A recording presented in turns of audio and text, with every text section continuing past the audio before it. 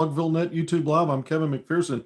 It is wee early morning hours on Tuesday. And welcome. Happy July, right? July 1st. We turn the calendar page to the steaming hot month of July. But it's still basketball season, and we know there's good basketball being played overseas right now. FIBA U19, the World Cup, you've got several. We talk about this daily right now. You've got several players for Team USA, four in the class of 2026. All four are priority Arkansas recruiting targets. You've got multiple international players that Arkansas continues to pursue, recruit, evaluate, keep an eye on. And so we're monitoring all of this. We've got some new intel today regarding one international player that apparently, and I found this out doing some digging yesterday, Arkansas's coaching staff has been recruiting for more than the past year. So years, plural. I've pieced that together, and Arkansas has been courtside to see this international player compete already. We'll continue to watch him and others. So we're going to get into the name here in a second, and that'll be the first thing that we talk about. Then yesterday, June 30th, the last day of June, John Calipari, a podcast dropped, the 2 Cents podcast with Penny Hardaway, Memphis head coach. We know Calipari was the former Memphis head coach. And so they're both still Division I high major coaches, but they were seen together on Penny Hardaway's podcast, dropped again yesterday. But this was a sit down that was done in Memphis back in mid-May, the 16th. And that was the weekend. It was a day after J.J. Andrews committed to Arkansas publicly. That was the 15th. And then we all shuffled over to Memphis, including myself, J.J. Andrews, John Calipari, Chin Coleman, associated coach, for the Nike EYBL session play throughout that weekend. It was the first live eval period for head coaches. Good morning, Kevin. Thanks for what you do. Thank you, Jonathan Hales. Appreciate the comment. So the podcast, again, aired yesterday, but it's talking points from mid-May. And you say, well, what's the big deal there? Well, that's 6 weeks ago. So we're going to talk about one specific thing that Calipari mentioned during the podcast. It's something that we constantly talk about. He's used these words before, but it's just another scenario where he's talked about his roster build and the amount of players that he seeks to be his top level guys. He doesn't use those words exactly, but he talks about a number that's less than, almost by half in some cases, the 15 that you can fill out to complete your full roster. So we're going to go through that. And then the last thing I'm going to do is, we've talked a lot about Arkansas's 8-man, 2-deep rotation as it stands, or the way we see it. Although Arkansas has 14 players on the roster, still one opening. And I've talked a lot about that 8-man, 2-deep, and I've gone as far as to really talk about or discuss my read on who the starting five will be. And we've gone over that multiple times. But based on yesterday's reporting, where I gave more insight from what I'm hearing from inside the Performance Center about what players are doing in the limited practices, it's almost really backed up the same information I was getting a few weeks ago, when all they had done to that point was go through, play pickup ball, and some of the, feedback I was getting from inside the building. So we're going to go back through the starting lineups I have declared, just looking at it from this far away in June, even in May, well before the season plays out, to maybe there will be a question mark, at least at one spot in one position for me now, as I open up the possibility that maybe the starting five will be a little bit different. And again, these things are subject to change the more we hear about how players are performing, again, in practices, as all these things escalate. Remember, they're still just in limited practices right now. All that will ramp up after the summer's over. Players will leave for a couple of weeks, come back, and then you'll have the start of the fall semester, and that's when the practice time ramps up, and we'll get more feedback and learn more about some of these players and what they're doing inside the building. But let's start with Team USA taking and some of these international players and teams taking part again in the FIBA World Cup U19. Arkansas's coaching staff has been represented by assistant coach Chuck Martin. I've talked about that the last several days. Play started on Saturday. You had games Saturday, Sunday, yesterday, Monday was a day off. Teams are already playing right now as we're live here over in Europe and Switzerland. That's where it's being held. There get several games being played right now and several more to come, including Team USA and some of these other international players that Arkansas is keeping tabs on. So we're going to obviously get more into that. Now, one thing I will share with you, I did learn yesterday that not only is Martin still in Switzerland watching players and games, but it's maybe toward the end of the week when he's likely to come back. And that's not a given. It depends on how much it gets accomplished in terms of the evaluation. And there's a possibility that if not, the soonest would be later this week, late in the week, for a return back to the States and to Arkansas in Fayetteville. But it could extend beyond that, depending upon where the coaching staff feels what it's accomplished during this trip so far. So that's interesting. That's something I learned yesterday. It's a little intel info there for you.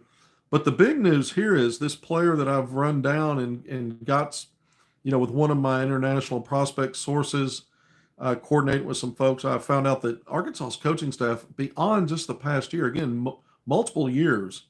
I don't know what this means in terms of how intense this recruitment is, if it's ever going to lead to anything, but several things. Class of 2025. So if this is a player that you got committed at any time in the near future, they're going to be part of the upcoming roster and get you to a 15-man roster. The other interesting thing about this player is a combo forward, a 3-4. I've seen him listed as a power forward, but he's got enough versatility, but really good size, and could fit in at that 4 spot in concert with Trevor and Brazil. So we've talked a lot about that as being probably the greatest position of need in your depth. And so there's several things that make it look like, okay, let's see where this goes. The fact that Arkansas has been on recruiting this player for a while, I find that interesting. Again, they're looking at multiple players, and recruitment might pick up for just about anybody that they decide is the one they want to pursue. Again, one roster spot, if you're looking to fill it for 2025, I believe they've left that spot open because they're open to not an urgency situation, but they're open to going ahead and not only filling out the roster, but filling out with a player potentially that would bump you from a top 8 rotation to a top 9. And so this is the kind of player that could perhaps could do that. So let's get it. We've done a little setup here. The name, Declan. First name, Declan, Declan. Last name, Duru, Duru, out of Germany. A 6'8" forward, 233 pounds, a 7-foot wingspan, 38.5 max vertical jump. So you love all those stats for a guy like this. 18 years old, turned 18 in January, but has been playing for the professionally with Real Madrid, Valencia. I can't pronounce the last part of this, but the Real Madrid program out of Spain. He appeared in one game on the top level team, only played 2 minutes there, but on the second division group for Real Madrid, he's played in 17 games, averaging nearly 21 minutes per game, 7.5 points, 5.5 rebounds. And so far through 2 games in this FIBA U19 event, he's averaging 14 points, 6.5 rebounds, and just in nearly 24 minutes per game. He's made 2 out of every 3 shots he takes, so 66.7%, but he's 3 of 5 from 3 at the forward spot, 60%, and he's 9 of 10 at the free throw line, 90%. But again, this is a player that I'm told is class of 2025. And I'm also told that Arkansas has been recruiting him, again, this staff, for longer than a year. So that tells me they've been on this player for longer than they've been at Arkansas. Because remember, they arrived in April of 2024. And so we're just, we're barely a year beyond that. So that tells me this is, again, a player they've been looking at for a while. And I know that Martin's been courtside to see him in this FIBA event so far. Now, Germany takes Canada in Group B play in less than 2 hours, that game's going to tip up. So you can watch that on YouTube. YouTube is carrying the FIBA. Just you do a search for FIBA U19 live event. You'll be able to find that. Team USA plays a bit later against Cameroon. That'll be at 10:15 Central Time. And so that's just, that's this morning, not too far from now, not too far out there. But when you look at this Declan Daru, again, he fits the bill because he's available for 2025. He would be a perfect slot in at that 4 spot as a complement and a backup to a guy like Trevor Brazil. And I think because of his professional experience and already some of the performances put in this event, he would be a guy that would be ahead of some other guys that you just added to your front line who I see as more developmental. This player would also potentially be developmental, but not to the extent where you could not use him on a regular basis in a backup kind of role, and then you just see where it goes from there. But again, when you look at the body, 6'8", 233, that has SEC ready, all written all over it in terms of just the physicality part, and the grown man, built like that going into that league, that's going to matter. And just the fact that some of the shooting splits in just a couple of games, it's a very small sample size, but you look at FIBA U19 World Cup, it's the top competition internationally. Certainly Team USA has multiple future first round NBA draft picks in a year's time. And some of these other international teams will have the same, similar. And with some of these players that are maybe not in a year's time, but later because their academic track, they may not be eligible for a draft right away. But certainly there'll be multiple first round picks that are playing out here in this FIBA event. That's why we're talking so much about it. That's why Arkansas has a presence there with the staff. All right, nearly just over 12 minutes in. Thank you for joining me on the HogvilleNET YouTube Live. That's the update. That's the intel on another international player. We've talked about several different ones each day the last 3 times we've been on. We will talk about more. I have a larger list of players, and I'm just going to play this out and bring up some here and there as it seems relevant. Maybe Arkansas can get involved. Again, to hear that Arkansas has recruited this particular player for a while could mean that it leads to something, or it could be that it's just, there's somebody else that they like better. You just never know. So I'm not trying to draw a line to this is going to be something that happens, but it's something to keep your eyes on, pay attention to. We'll talk more about it as we learn more, but maybe there's something there. We just don't know that right now in terms of how interested are both parties this late in the game, and for there to be a union and bring him to Fayetteville in time for the upcoming season. It appears he's on a path to go somewhere as a 2025 player for the upcoming season. All right, real quick, just shifting gears again to this podcast chat between Calipari and Penny Hardaway. I find it interesting because one of the things Calipari said, and I'm going to kind of paraphrase this, but he was talking about his roster build. He says, we look at, I want to take 8, 9, maybe 10. He said maybe 10. And then he went kind of circled back to that and said, 8, 9, or 10 and the 10th man knows he's the 10th man. And so it's not unusual. I mean, we've heard him say 8 or 9, less is more. We could add one more there. I keep saying they're at a top 8 right now. And beyond that, it's not projectable. And he love the early morning info. Thanks. I like what he said about MJ. But you're saying talking points in terms of what he's been saying, what he said in year 1 when he had a 9 deep. Right now it's an 8 deep, 8 man, 2 deep. And again, I keep signaling the fact that there's that open roster spot, and I think that it could run the gamut. Again, it could be someone to be a playable, projectable, consistent minutes role, not 9th guy. It could be another development piece where you're still figuring out who can help you in the 9 spot, or it could be another back end guy like an Aiden Kelly, almost effectively a walk on, and it's just gets you to 15 bodies so you have enough for practice, all that. the door's open for all those possibilities. But again, when these talking points about 8, 9, and then he threw in the 10 part, uh, tells me it really backs up the fact that he's got a little flexibility there because he's not just stuck on one single digit. I thought that was, we probably haven't said that enough. He's not stuck on where we're just going to do 8, and he's not firm on, well, we're going to always stick to 9. Even through the number 10, which we haven't heard in a while, or I don't think we necessarily have heard that even. In terms of guys that he's going to earmark maybe for NIL and playable roles. Maybe by bringing up the 10th guy, it's the guy that's just on the outside looking in. But these are things we've gone through and discussed. And it's just interesting that it comes out on June 30th, and it sounds like it's something recent, but it was really mid-May, and that was around the time he was in Central Arkansas for that one Razorback Roadshow, and he was going over the same similar stuff.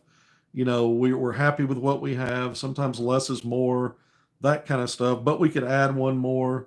So it's just another way of saying kind of the same thing, and it lines up with the fact that they still haven't filled that roster spot. That's the significance. Even though that was recorded on May 16th, here we are now. We went from when the podcast dropped yesterday, now we've turned the page to July. And it's really, the theme hasn't changed because you look at the roster and it's not an accident that spot's not filled yet. And again, it can land multiple ways. If they don't like the options or they can't quite get there on what they need for that ninth man to get to where they were last year, a top 9, then again, it might be more developmental or even a walk-on type. So I just think it's interesting that it doesn't matter when this was recorded or, if it had been live yesterday, what's going on in real time lines up with the same messaging we've been hearing really effectively since he took the job. So he should never have been shocked that there was very little play in the portal, just like it really kind of was the year before. The staff, while there's still some mystery about what they're going to do, they've been pretty consistent. I think that's the other thing that I drew out of that. And he talked about other stuff, but I really like Calipari's consistency, even if it still leaves you with question marks. And he's a guy, again, we say it, he hangs out late in terms of he's not in a hurry to do anything, certainly not fill it up to 15. And things could fall into his lap that we don't even know about right now. Some of the stuff we're talking about now are international players. We've also been talking about the potential for class of 2026 reclasses to 25, Mika Murnin. There's some other names out there. I know Arkansas staff is looking forward to bringing in players for visits. The staff's confirmed with me that most of that's probably going to play out in the fall and beyond, just like it did last year. Not to say they can't still sneak somebody in sooner than that, especially if they're trying to jam something in here from 2025 and complete this roster. But looking beyond that, 2026 and beyond, maybe pay attention to post July for most of that to pick up. And then we'll just see. Sometimes you just got to get it in when you can, and those things can change. All right, we're almost 20 minutes in, about 18 and a half minutes in. We're going to go shorter today. I've got a long day ahead of me. I'll be on the road, got travel time, and be out of town most of the day, and then back tonight. But real quick, I've been saying forever, since the roster's been assembled. Not quite eternity, is it? But it seems like that, right? They got the 2 portal pieces back in April. They added 2 what I consider developmental frontline guys just a few weeks ago, 2 or 3 weeks ago. And now, we the whole time, regardless of the developmental stuff, it didn't really change that top 8. And I've run off the list. Darius Acuff Jr. starting at the 1. DJ Wagner is a combo guard, starting games at the 2, going to play plenty of minutes at the 1. Carter Knox back out of the draft, back at Arkansas at your 3 spot. That's where he was last year. It's where he's back at and in the starting lineup. Trevor Brazile with Duthero off to the NBA. Brazile plugged in as your starting 4. And then I've been saying Malik Ewan, the transfer from Florida State, as your starting 5. But now, and remember, if you saw Monday's episode, I talked about the feedback coming back from the limited practices.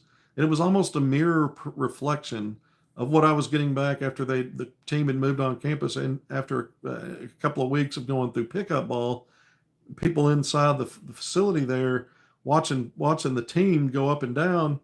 And in both scenarios, it's been Nick Pringle, the lone frontline name that's come back as a standout. Haven't heard it yet. Heard, maybe some positives on Malik Ewan and Trevor Brazil, but nothing, that stands out like you were hearing about Pringle kind of being the guy with a motor and the physicality and all these things. He's got all the SEC experience. So right now, I think it is a borderline call. If the season started tomorrow, I'm not sure that Nick Pringle wouldn't be in the starting lineup at your 5 spot and Malik Ewan playing off the bench. So are we ready to give a full throated tweak, to the lineup and say, well, this is what it's going to be? No, I don't think it's decided. I don't mean it to say that way, but I think just based on the feedback, effectively now 4 or 5 weeks since everybody moved on campus, and you've got 2 parts of it. Again, pickup ball, which is different than some of the structured stuff, but everything together, it keeps coming back to Nick Pringle being the one frontline guy that's kind of had the most impressed the most so far. And so the fact that he was a starter on an Alabama team that went to a Final Four, and he was a big part of that run to get to the Final Four, the only national semifinal final weekend appearance in that program's history 2 years ago. And he was there for 2 years, then South Carolina last year. All that SEC experience, a lot of big games under his belt. Malik Ewan's no slouch, and it certainly could end up being that he's the starter there, like we initially projected. But right now, I'm about middle of the road on this. If the season started tomorrow, I think it would be Nick Pringle, because I know it doesn't start tomorrow. I leave open the idea that Ewan can win that job. I think when we look at it, I'm not even as some of the minutes allocations when I talked about that. I think I had Ewan projected around 25 minutes, Pringle around 20. They may be closer in terms of how much court time they see, regardless of who starts. Just looking at it now, again, these things can change based on more feedback we get later. Again, I mentioned yesterday, some guys acclimate. It takes them longer to pick things up and really show who they are. And someone else might have an advantage for a minute, or it appears that way. You just never know. But I wanted to kind of go there just a little bit today, because I always, people are fascinated when you start talking starting 5s and when you get into, rotations. And I think it's pretty simple right now who the top 8 are. Who starts? How much does that matter? Well, I mean, people, take note of those things. And, I think any player will buy into a role. There's some players, not many, that are good playing off the bench. But it's not about those dynamics and what you want. It's about what you earn. And so we'll see. But right now, Pringle's off to a great start. And I now question, if I was picking a lineup for tomorrow and a game being played tomorrow, I'd probably project Nick Pringle in that starting 5. All right. Thank you for joining me on HogvilleNET YouTube Live. I'm Kevin McPherson. And again, with those 2 players, I don't think you could go wrong either way at the end of the day, because they're both going to complement each other. There may be stretches we're on the court together. We know Trevor Brazil is going to factor in. This time around, you hope the front line stays healthy. But thank you for joining again on HogvilleNET YouTube Live. I've been your host, Kevin McPherson. If you haven't done it already, please hit subscribe, like, and share. We are going to be watching a lot of FIBA U19 today as action picks back up. When we come back on Wednesday, we're going to go through some more players, new names you haven't heard. We'll kind of project some things in terms of what class they might fall into, how they might be a fit at Arkansas. We've already been doing that day to day. And now we've got a little more intel on today's news that Declan DeRue has been recruited by this Arkansas staff for more than just the past year, multiple years. And so we'll see where things go, but as we track that.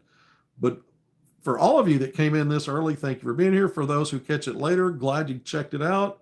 Until tomorrow, or if something important really breaks later today, I'll just figure out a way. I'll be out of town, jump in my car and come back live, but it's probably tomorrow. Until then, thanks for being here. We appreciate all of you. Take care of yourselves. See you soon.